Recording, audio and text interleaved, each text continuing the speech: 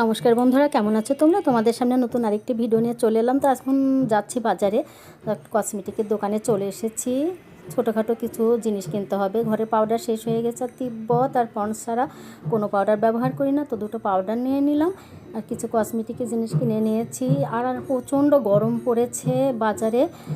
এসেছি বেশ 11টার দিকে, রোদ পড়ে গেছে প্রচণ্ড। আর এদিকে এলাম ফলের দোকানে, কিছু ফল আর কিছু ফুল কিনেছি।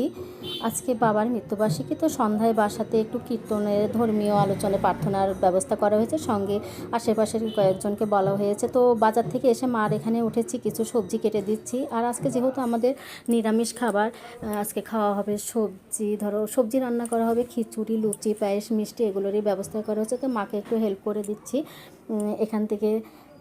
আজকে দেখো রান্নাটা তুলে দেওয়া হয়েছে, সবজি। আর আমার ভাই বউটা বাড়িতে নেই, ও ঈদের ছুটিতে বাবার বাড়িতে গিয়েছে, তো পাশের বাড়ির ভাই বউরা একটু এসেছে, ওরা একটু হাতে পাতে করে দিচ্ছে, সঙ্গে আমিও আছি, মা আছে। তো যাই হোক, মিলেমিশে রান্নাটা কমপ্লিট করা হচ্ছে।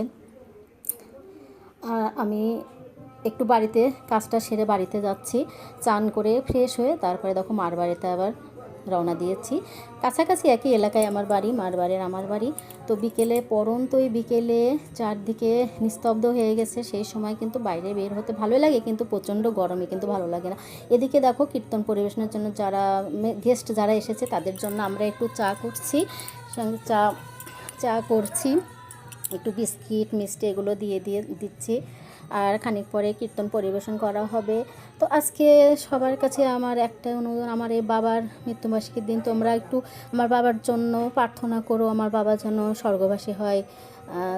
আর আজকে দিনটা খুবই কষ্টের, তারপরেও এটুকু আমরা যদি বাচ্চারা সন্তান না হয়ে পালন না করি, মনের কাছেও খারাপ লাগে অনেকটা। আমরা তো জীবনে তাদের ঋণ তো কখনোই শোধ করতে পারবো না, বাবা মায়ের।